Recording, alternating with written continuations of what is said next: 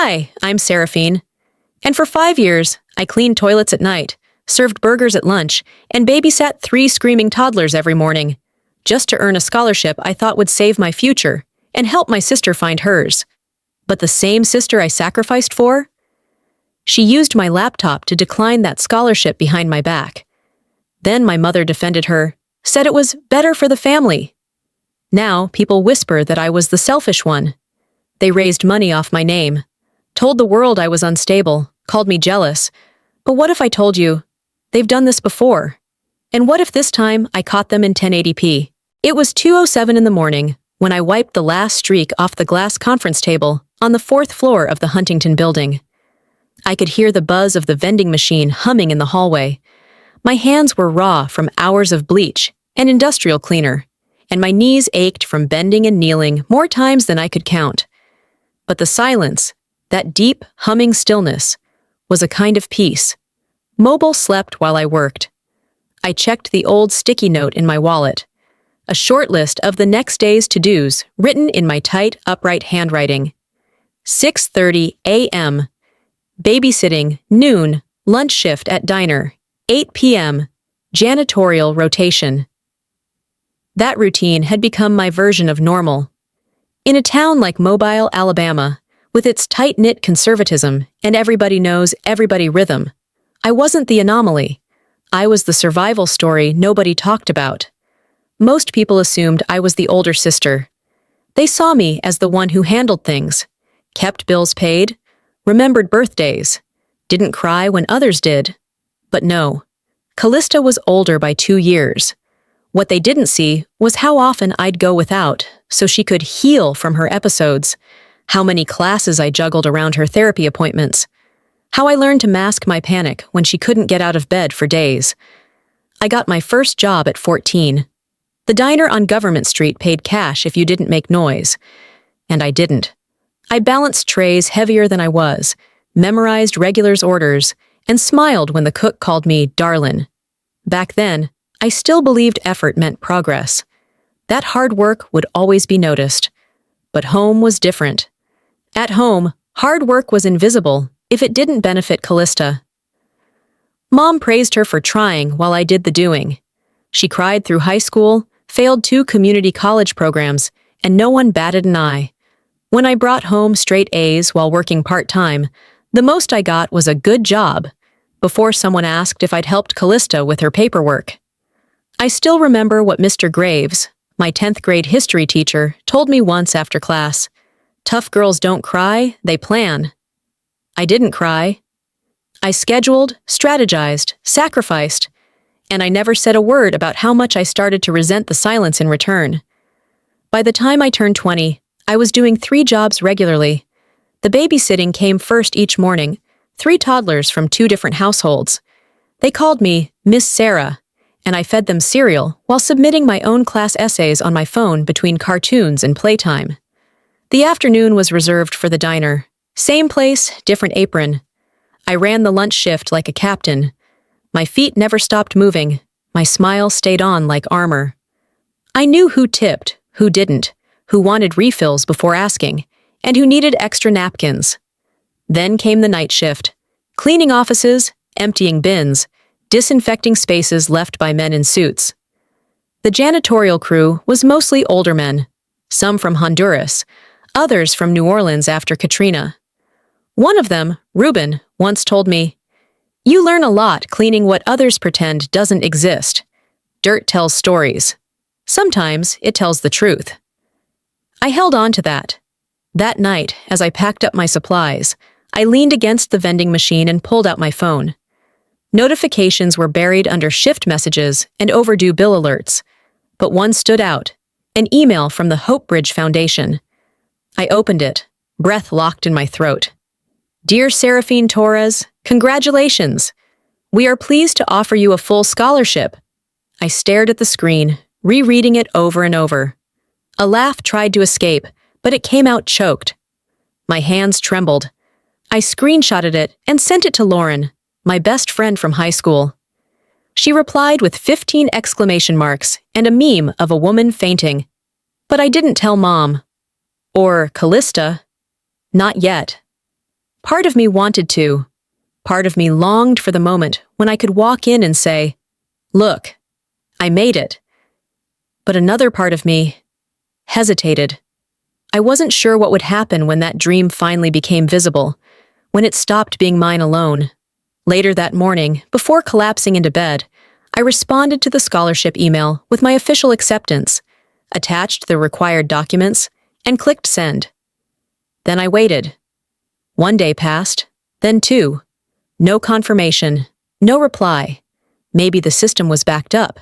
Maybe my attachments didn't go through. Maybe their servers were slow. I told myself all the usual reasons people tell themselves when they don't want to admit that something feels wrong. I got home just after 8 that night, shoes still damp from the janitorial shift, my fingers smelling like lemon disinfectant and rubber gloves. The porch light flickered as I climbed the steps, and through the front window, I could already see the kitchen glowing with something softer than usual. Candles. Vera never lit candles unless it was Thanksgiving or company was over. The smell hit me first. Pot roast, mashed potatoes, rolls, homemade, not the kind she microwaved and passed off as fresh. I walked in, and there they were. My mother in an apron she hadn't used since 2015, and Kalista perched at the table with a smile that didn't quite make it past her lips. "Oh good, you made it," Vera said, smoothing her hair like I'd been invited to something. "We thought we'd celebrate." I hung my coat slowly. The word celebration didn't sit right in my ears. Not from her, not like this. The table was set for 3, cloth napkins folded like tiny tents. Kallista's wine glass was already half empty. "We're proud of you," Kalista said as I sat down, her tone syrupy. "Really, I always knew you'd pull something like this off. You've always been the structured one." She raised her glass. "To Seraphine," she continued, "who always knew how to follow the path, even when the rest of us were lost." I forced a smile and clinked her glass. My gut curled in on itself. Vera joined in. "We're just so grateful. You've always been the one holding this family together, even when you didn't have to. That's not something many girls your age would have done." It wasn't the words. It was the way they were stacked, like kindling soaked in perfume. Sweet, but it would burn just the same. I watched them eat, laugh, drink. No one asked me how I felt about the scholarship. No one asked what came next. The conversation pivoted, slow and deliberate. "So," Vera said, cutting her meat without looking up, "we were thinking, maybe it would be easier if you stayed local, just for the first year. There's that nice community college right off Dauphin Street. Good programs, and it would help with Kallista's transition." Kalista set her fork down and added, "The place I'm applying for group therapy, it's Monday, Wednesday, Friday mornings. If you're here, you could help drive me." I blinked. They weren't asking. They were telling, wrapped in passive phrasing, dipped in gratitude, and served under candlelight. This wasn't a celebration. It was a negotiation disguised as dinner. "I already accepted the offer," I said quietly. Vera finally looked up. "Well, that's the beauty of these things. They're flexible. You can defer. Maybe just a semester. Get your bearings. Prioritize family." I nodded slowly, cutting into a roll without eating it. In that moment, something in me shifted. Not shattered, just realigned. I realized the scholarship wasn't a door. It was a mirror. And in it, I could finally see how long they'd been building this version of me. The obedient one, the sacrificer. Kalista smiled again, this time with teeth. "You know we're just trying to do what's best. You've always said family first." I met her gaze. Sometimes love talks like guilt. No one responded. Halfway through dessert, I excused myself. No one stopped me. Back in my room, I shut the door and sat on the edge of the bed. My phone vibrated with an unread text from Lauren. "Any update on your scholarship? Did you tell them?" I didn't reply. I just opened the email again, the words glowing against the dim room. "We are pleased to offer you." I read it 3 more times. Then, slowly, I began typing a thank you letter. Something short, formal but firm, something that reminded them, and me, that this opportunity had a name. Mine. As I hit save and leaned back, something about the silence outside my room didn't feel peaceful this time. It felt like waiting. Like something was winding up just beyond the door. I woke up just after 6. The house was quiet, filled with that early kind of stillness where even the walls seemed to breathe slower. Sunlight crept across my floor in thin strips, and I pulled on a hoodie before heading to the kitchen.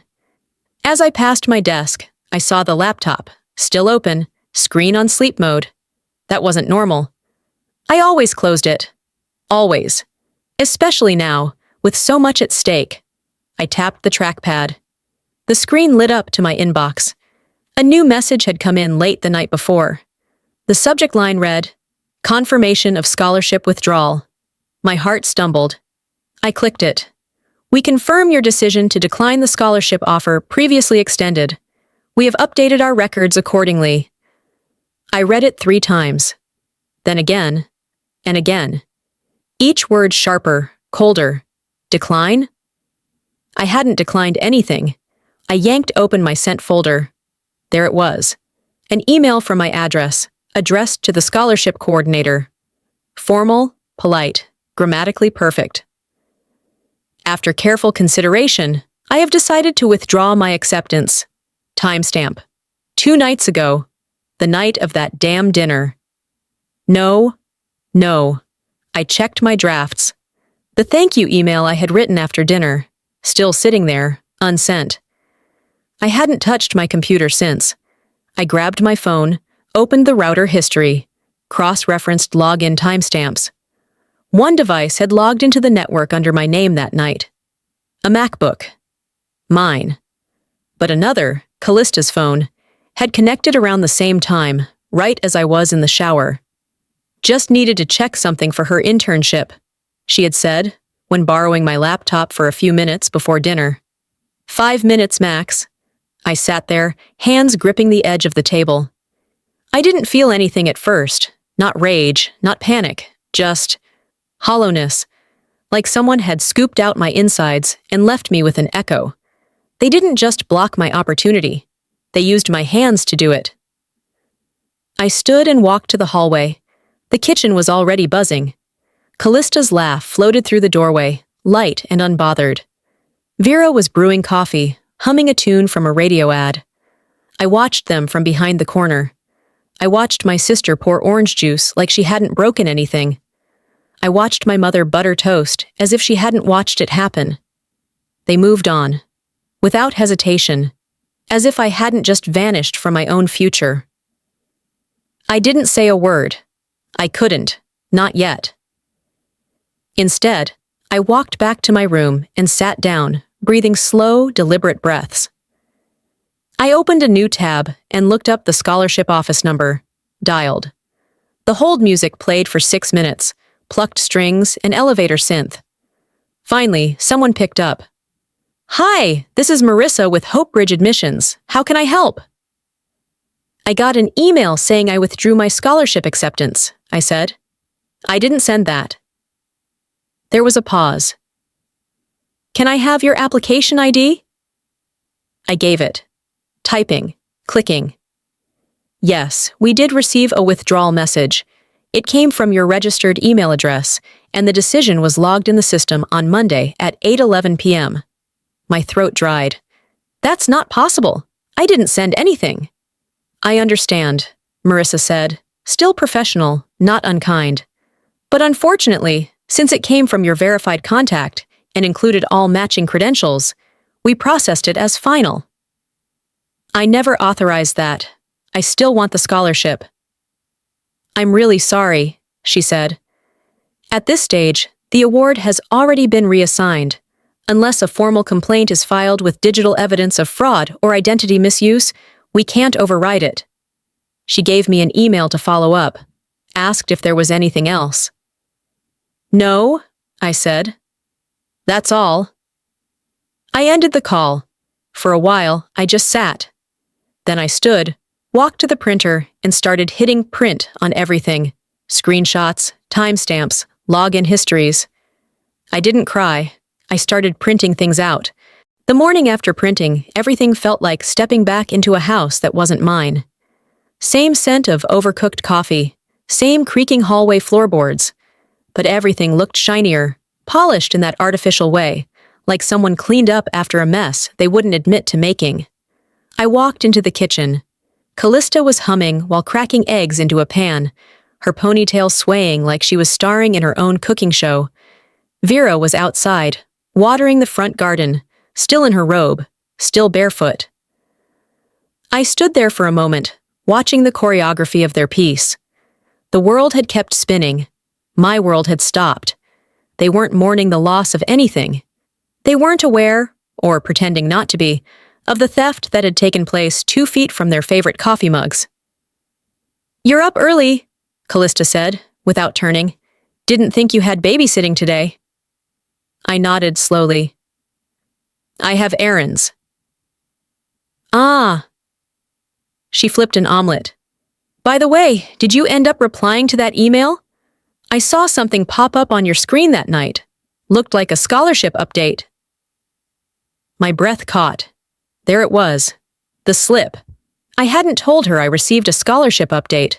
Not in person, not over text. The only way she would have known was if she had seen it, while logged in. She turned then, smiling, but it didn't land. Her eyes didn't match. That grin was mechanical, too measured, too placed. The smile of someone performing sincerity. I held it together. That afternoon, after she left for a therapy appointment, or claimed she did, I went into Vera's room. Her filing cabinet wasn't locked. It never was. That's how sure she was that no one would go looking. Buried under insurance statements and tax forms was a small manila envelope. My name was scrawled on it in Vera's handwriting. Inside? A letter from the University of Georgia's Summer Leadership Program, dated nearly 10 years ago. "Congratulations, Seraphine. We're thrilled to welcome you." I never received that letter. In 10th grade, I had cried for days, thinking I hadn't made it. Vera told me the program was too expensive anyway, that it wouldn't have changed anything, and all this time, it sat in a drawer. I stood there holding it, my fingers trembling. Not from the shock, but from the certainty that this wasn't the first erasure. They hadn't just taken my scholarship. They had been quietly canceling my future piece by piece, year after year. I thought about the praise Kalista got for being brave enough to apply to things she never followed through on. The silent glances when I mentioned awards. The sudden disappearing acts of anything that made me stand out. It wasn't neglect. It was intention. Back in my room, I pulled out my phone and opened a new note. I began building a timeline. Everything I could remember, connect, trace. This wasn't about revenge. Not yet. "You don't interrupt thieves mid-heist," I whispered to myself. "You catch them after they think they've gotten away." Over the next few days, I started keeping my phone nearby during every conversation, subtle recordings, not for confrontation, but for confirmation, for myself, to know I wasn't imagining the shifts, the pauses, the wording. Then came dinner. Nothing fancy. Just meatloaf, corn, and silence thick enough to choke on. Halfway through, I cleared my throat and said, "Did either of you see my scholarship confirmation again? I can't find it in my inbox. Might have gotten filtered or something." Kalista stiffened just slightly, just enough for me to notice. She reached for her water, took too long a sip. Vera didn't look up. "You probably deleted it by mistake." "I'm usually careful about those," I replied, stabbing a piece of corn. "But you're right. Could be my error." Kalista chuckled nervously. "Tech stuff's always glitchy, you know that." I nodded. "Yeah. Strange how emails disappear sometimes, huh?" Silence. And then I smiled. Not out of joy. Not even out of sarcasm. Just the kind of smile that says, "I see you, and I'm not playing anymore." I waited until Sunday morning. That was the day Vera didn't work, and Arthur came home early from the church, where he volunteered just enough to be praised, but not enough to be burdened. Kalista usually lingered in the living room after lunch, pretending to read something profound while scrolling her phone. The house felt too full of quiet that day, like it was holding its breath. I had everything with me: printouts, login logs, screenshots, timestamps, router history. I rehearsed what I'd say as I walked down the hallway. My hands didn't shake. I wasn't afraid anymore, just tired of waiting for someone else to speak up. Vera sat at the dining table with a glass of sweet tea, flipping through coupons she never used. Kalista sprawled on the couch, one leg tucked under her, her phone screen glowing. Arthur stood near the back door, watching the yard like something important might sprout from the grass. "I need 10 minutes, I said. No one looked up. "I didn't come to argue. I came to clarify." That got Vera's attention. She set her glass down. "I found the email," I began. "The one that declined my scholarship. It came from my account, but I didn't send it." Kalista looked up, startled, but just for a second. Then she went still. "I checked the router, your phone," I said, looking at her. "Connected to my laptop the night of the dinner. You were the only one who used it." Vera's face didn't change. Neither did Arthur's. "I have the timestamps, the login data, even the draft of my thank you message, still sitting there, unsent." For a second, the air pulsed with something sharp and electric. I expected denial, outrage, maybe even a pathetic attempt to lie. Instead, Vera leaned back in her chair and exhaled like she'd been holding something heavier than truth. "We thought you'd take it better," I blinked. "You... what?" "Kalista needed this, Sarah. You don't understand what it's like for her, after everything she's been through." "She's not the only one who's been through something," I snapped. "You let her impersonate me." "She's your sister," Vera said. "Family helps family." Arthur finally spoke. "You always land on your feet. You'll figure something out. You always do." It wasn't shock I felt. It was confirmation. They had planned this, approved it, justified it so thoroughly that they didn't even think it was wrong. I didn't say another word. I walked out of the room, numb. Upstairs, I yanked open Vera's filing cabinet. I needed something, anything that would make sense. Under tax returns and water bills, I found what I didn't even know I was looking for. A sealed university envelope addressed to Kalista, postmarked last year. I opened it. It was a formal notice of academic dismissal. Kalista had been expelled from her university 2 semesters ago. Academic failure, no appeals pending. Yet Vera had told people Kalista was finishing her final year, had talked about her graduation, had lied smoothly and effortlessly while convincing me to give up everything. It wasn't just the scholarship, it was the lie wrapped around it, a family lie, built, maintained, and reinforced with silence. They hadn't been protecting her. They were protecting the story, the illusion. My role had been to quietly fuel it. I walked out of the house that night. No coat, no shoes even. The chill hit me like a dare, but I welcomed it. I walked 3 blocks before I even looked back. The house still stood, all its lights warm. It looked like a family home. It wasn't. I wasn't angry anymore. I whispered aloud to the night. I was awake. By morning, I had a plan. At the public library, I rented a cubicle with a door that locked. I spent the day scanning every document I had.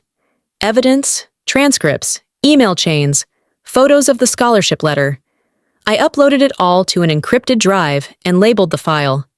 Truth, for release if I'm gone. Then, I printed 2 copies, one for my records, one for leverage.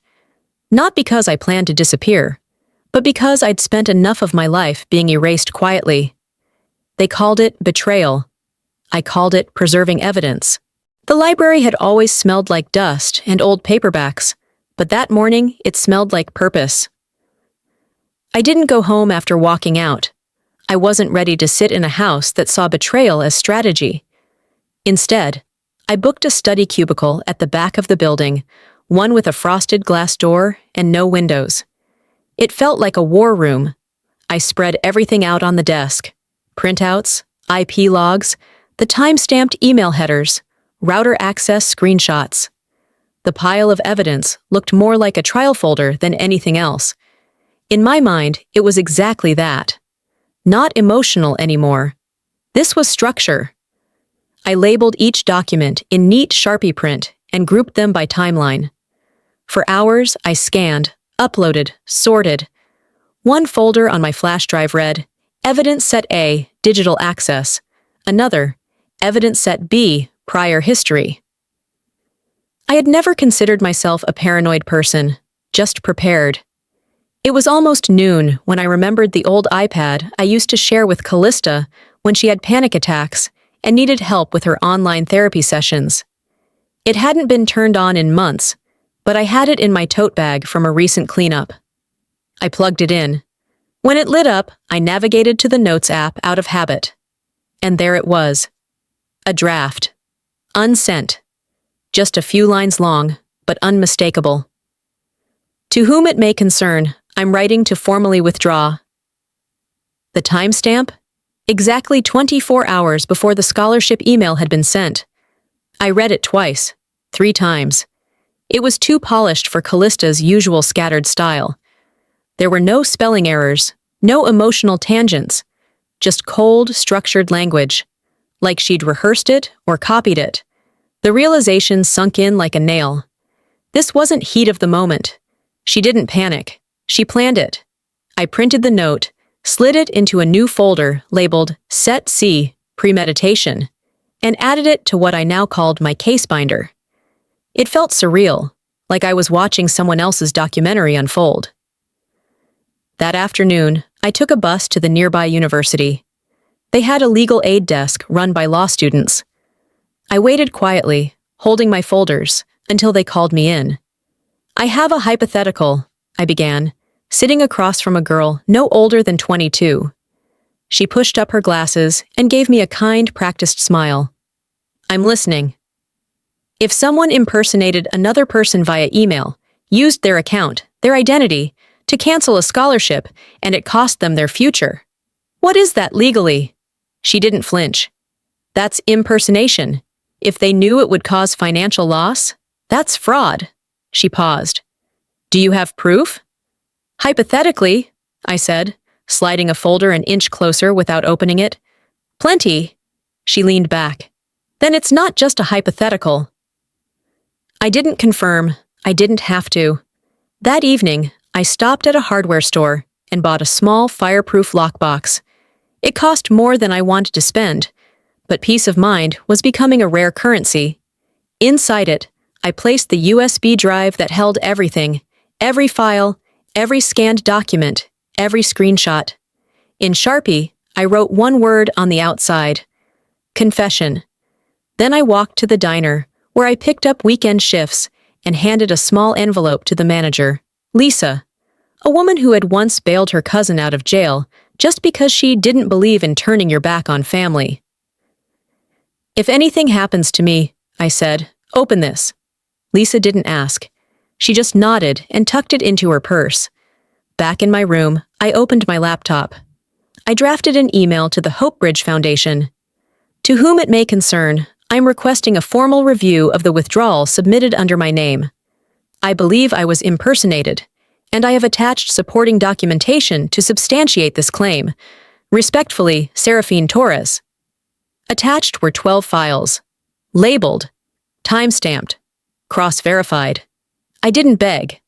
I didn't explain. I submitted. And then I waited. Not for approval, but for them to realize I wasn't backing down. It started with a text from a girl I hadn't spoken to since high school. Just 6 words. Are you okay? Saw the video? I was in the middle of scanning more paperwork at the library when the message buzzed through. I paused. My stomach tightened. Another text followed from a coworker. Check Facebook. Something's up. I didn't even have the app installed anymore, so I pulled it up on the browser and typed in Kalista's name.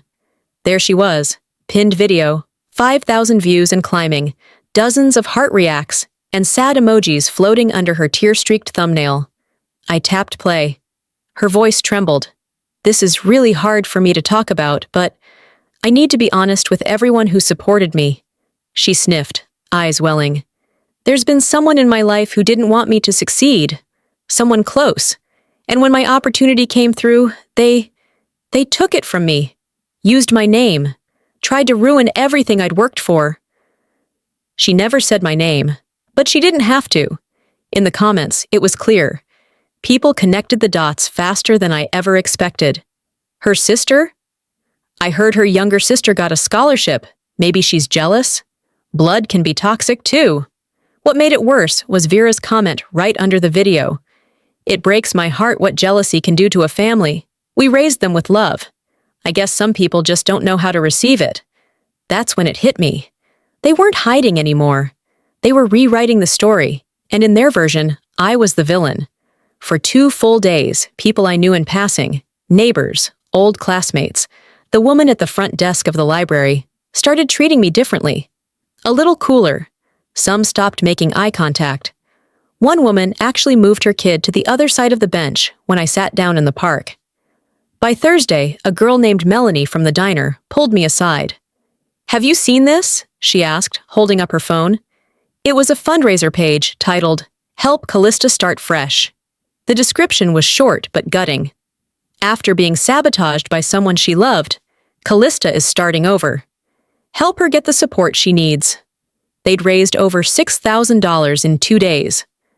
I read the list of donors, names I recognized, people who had hugged me at potlucks, co-workers who'd once complimented my work ethic, even the church secretary.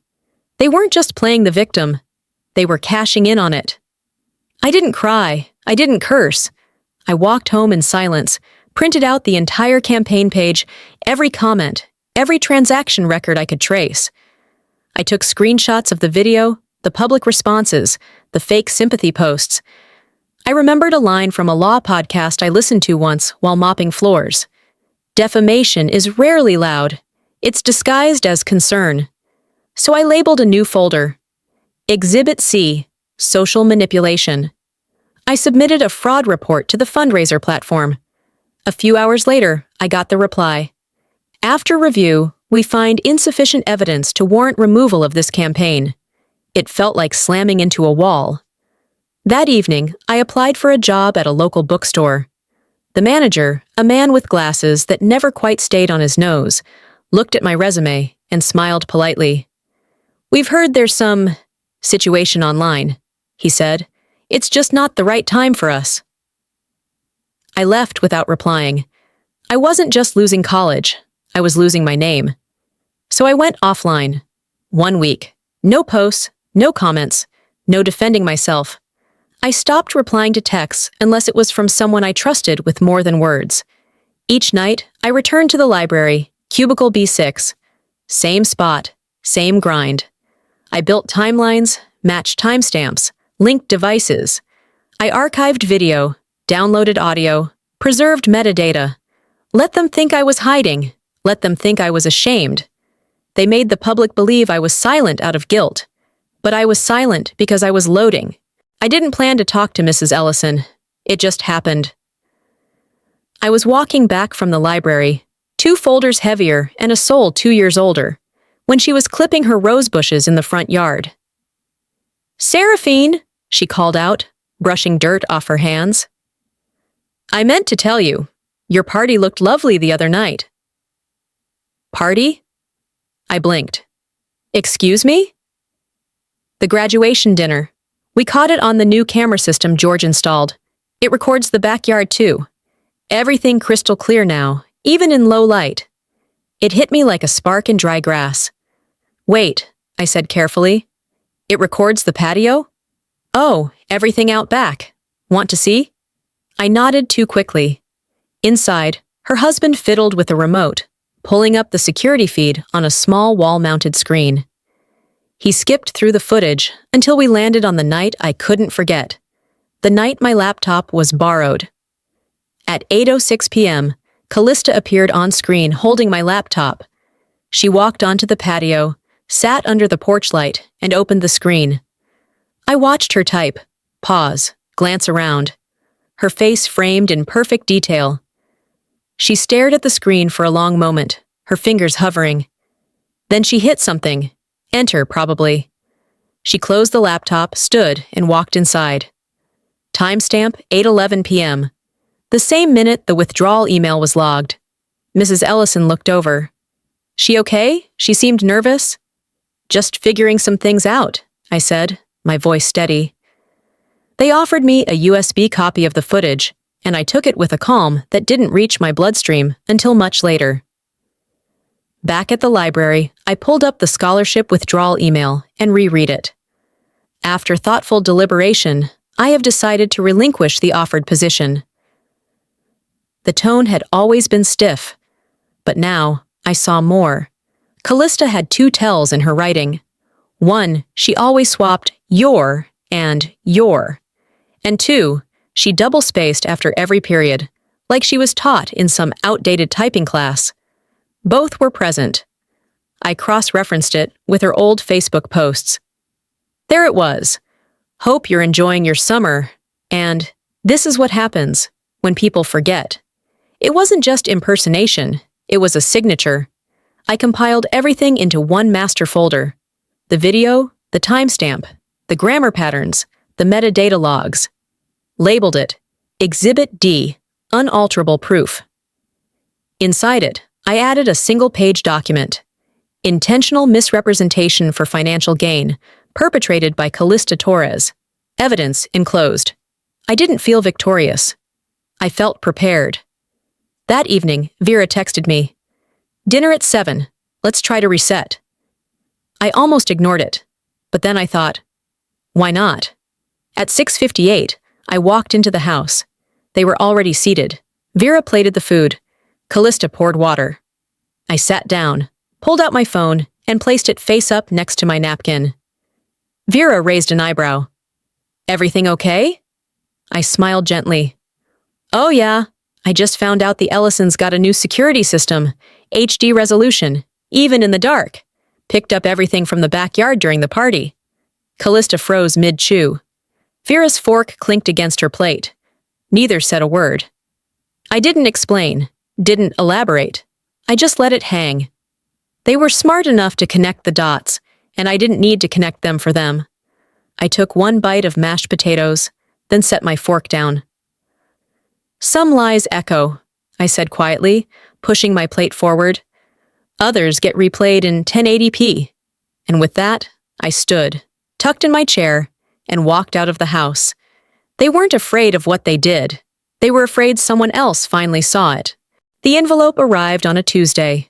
No fanfare, just a beige rectangle with the Hope Bridge Foundation's logo in the corner and my name printed cleanly across the front.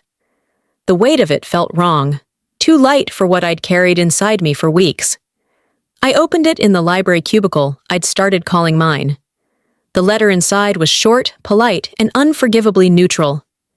After a thorough internal review, we acknowledged that the withdrawal was not initiated by the applicant. Due to administrative finality, the scholarship has been awarded to the next eligible candidate. We sincerely apologize for the inconvenience and wish you continued success. Inconvenience. I folded the letter once, slowly, set it down next to the folders I'd built like armor. They knew, they admitted it, but the truth came too late to matter. I remembered something Elowen, my high school English teacher, once told our class while marking up a whiteboard. Justice delayed isn't justice, it's just comfort for the powerful. She wasn't a dramatic woman, but her voice had lingered that day. It returned now, uninvited but welcome. That afternoon, I got a message from her. I saw the article, it read. I never believed a word against you. You were always the one I'd bet on. She offered to write me a new recommendation, said she still had copies of my old essays, said she'd kept the poem I wrote about rebuilding trust after my father left, said she'd read it to her new students this year. Some things you lose. Others you remember you still have. The next day, Vera texted, "Dinner, 6:30. Let's reset." I didn't answer, but I showed up. It wasn't forgiveness. It was observation. They set the table like nothing had happened. Cloth napkins again, the good silverware. Kalista's seat polished clean. No one mentioned scholarships, emails, or evidence. It was as if silence could rewrite the last month. We ate in the kind of quiet that swelled between people who knew exactly what they weren't saying. I brought the Hope Bridge letter with me, folded neatly in my pocket. Halfway through dinner, I placed it on the table. No one reached for it. No one asked. I didn't explain, didn't offer context. Just let it rest there, between the salt shaker and the butter dish, like a gravestone with my name on it. I didn't need them to read it, I thought. I needed them to see I had nothing left to prove. After dessert, which I didn't eat, I stood, walked to my room, and began packing. I didn't take much, just what I'd paid for. My laptop, 3 changes of clothes, the lockbox labeled Confession, and the poetry journal I hadn't touched since I was 16. On my door, I left a note. Thanks for the lessons. I'll teach the rest myself. I walked out without slamming anything. Didn't glance back. Just the sound of my own shoes on the driveway, each step less burdened than the last. The world didn't open up for me. I forced it to make space. The apartment I'd moved into was nothing fancy. Just 2 rooms above a used bookstore that smelled like dust, yellowed paper, and cinnamon from the bakery next door. But for the first time in months, the walls didn't feel like they were closing in. They felt like mine. That morning, I set my phone up on a stack of paperbacks and hit record. No makeup, no filters, just me. I didn't want revenge, I said, looking straight into the lens. I wanted my name back. I didn't cry. I didn't plead. I walked through the timeline, calm, measured, factual, dates, times, footage, screenshots. I laid it out like a prosecutor would, because the people who needed to hear it weren't my family. They were everyone who had already judged me without asking a single question. I uploaded the video as unlisted on YouTube and sent it to a small legal commentary channel that had once covered a story about a scholarship scam in Florida. They responded within hours. Can we share this? They asked. I didn't hesitate. Yes. By the next morning, it had 12,000 views. By nightfall, 100,000. Comments came in faster than I could read. My cousin did this to me too. Stay strong, we believe you. Don't let them bury your story. I kept my head down, didn't reply, didn't repost. I just watched. And then, 3 days later, the email came. Subject: legal notice, defamation. It was cold, templated. Please remove defamatory content published on social platforms, including false and misleading accusations regarding our client, Kalista Torres. Failure to comply will result in legal escalation. The law firm was a small one, but I recognized the name, one of my cousin's partners. They weren't suing, they were threatening, hiding behind letterhead. I forwarded the email to Martin, a legal aid volunteer who'd reviewed my case a few weeks earlier. This is empty, he wrote. No grounds. Want me to draft a reply? No, I typed back. I'll respond in my own way. That afternoon, I took a screenshot of the cease and desist email and posted it to my page with a caption. When the truth scares you, you try to shut it up. Too late. It exploded. News outlets picked it up. A journalist called, asking for comment. A local podcast invited me to speak. I declined most of it. I didn't want fame. I wanted the message to reach exactly who it needed to reach, those who'd been silenced like me. A week later, I got another letter, this time from Hope Bridge. Formal, thick paper, blue ink. We sincerely regret not acting sooner. After review, and in light of the impact your story has had, we are offering you full funding through a new partnership grant created to support those affected by educational fraud. This opportunity is offered without application or conditions. It is yours, should you choose it. I sat with the letter for a long time. Not crying, not trembling, just breathing. They hadn't undone the damage, but they had acknowledged it. And in that acknowledgement, something in me exhaled. I stood by my window, watching the street below. Life moved forward. Children walked home with backpacks too big for their frames. A man in a suit bought a sandwich from the corner deli. 2 women laughed so hard they had to hold on to each other. None of them knew me. But now, the world knew my story. For the first time in months, I didn't need to prove anything. And that's when the real story began. The message came on a Wednesday, just past midnight. The bookstore downstairs had closed, and I'd just finished wiping down my small kitchen counter, still carrying the smell of orange peels from the candle I lit earlier. I wasn't expecting anything, but there it was, blinking in my inbox. A private message from Aunt Malis. I believe you now. 7 words. No apology, no excuse, no explanation. She continued. Said she'd seen the video, said she'd forwarded it to a legal friend, someone who'd worked on cases like mine. Inheritance fraud, academic sabotage, reputational damage. Her words were carefully typed, almost cautious. She never said Kalista's name. She didn't have to. I sat with the message for a long while. It wasn't validation. It wasn't vindication. It was something else, something simpler. It's not an apology, I wrote in my journal. It's an exit sign. And I didn't write back. Not because I was angry, but because I didn't need anything more from her. Not anymore. I spent the next few days settling into the quiet. My new apartment didn't echo. That was the first thing I noticed. It held silence like a friend, not a warning. I bought a frame from a thrift shop and placed the original scholarship letter inside. Not to hang, but to store. I tucked it into my drawer, like a keepsake from a life I almost had. At the local college library, I picked up a part-time tutoring job. Students came in with essays, research problems, grammar questions. They didn't know my story. They didn't need to. They just knew I showed up, explained things clearly, and never made them feel small. I walked home every day with a sense of peace that was quiet, but firm. Then, one afternoon, while grabbing eggs and tea from the grocery store, I saw them. Vera and Kalista. By the bakery aisle, by the rye bread. They saw me first, and turned. It was almost comical.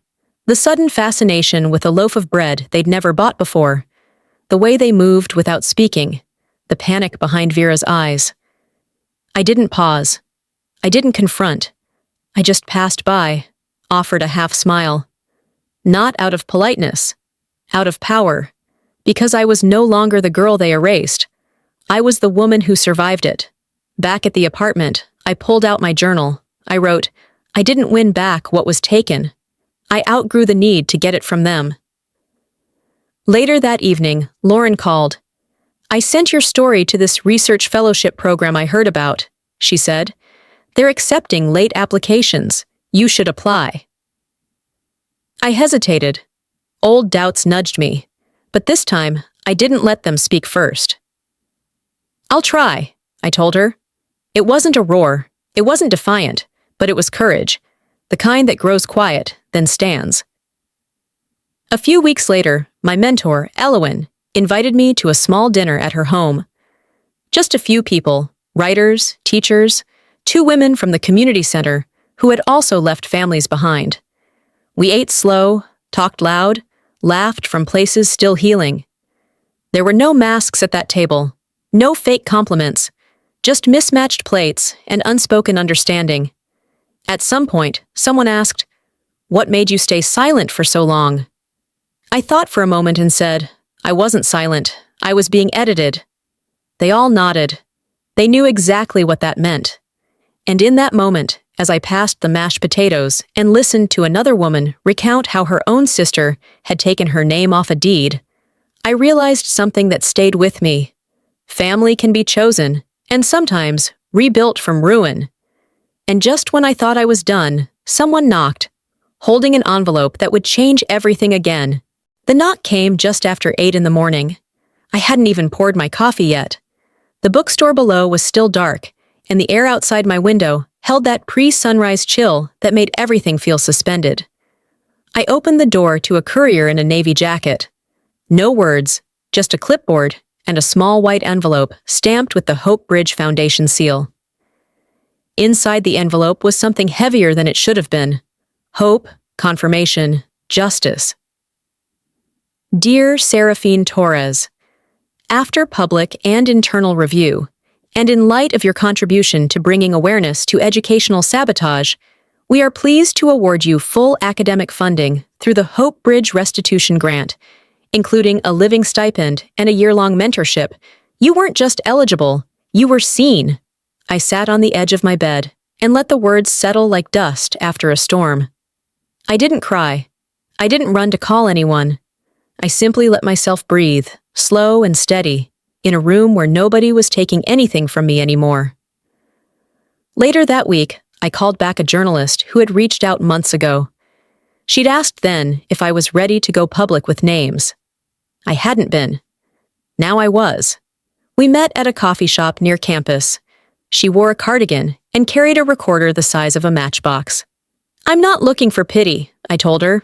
"This isn't a sob story," she nodded. "Then what is it?" "It's a blueprint," I said, "for anyone who's ever been quietly erased." The article went live a week later. Family fraud, how one woman's sister stole her scholarship, and the internet helped her take it back. It named names. Kalista. Vera. Included screenshots, redacted emails, timestamps, and a full timeline. Even GoFundMe receipts. And then there was a section marked Anonymous Testimony, where Narina, Kalista's best friend, had finally come forward. She'd shared text, voice memos, confessions. Kalista had planned it. Vera had helped. And suddenly, the same town that once treated me like a pariah now turned cold toward them. Small town memory was short, but collective judgment? That was long. GoFundMe issued a statement. The campaign had been frozen pending investigation. The school district opened a quiet ethics review. I didn't need handcuffs or courtrooms.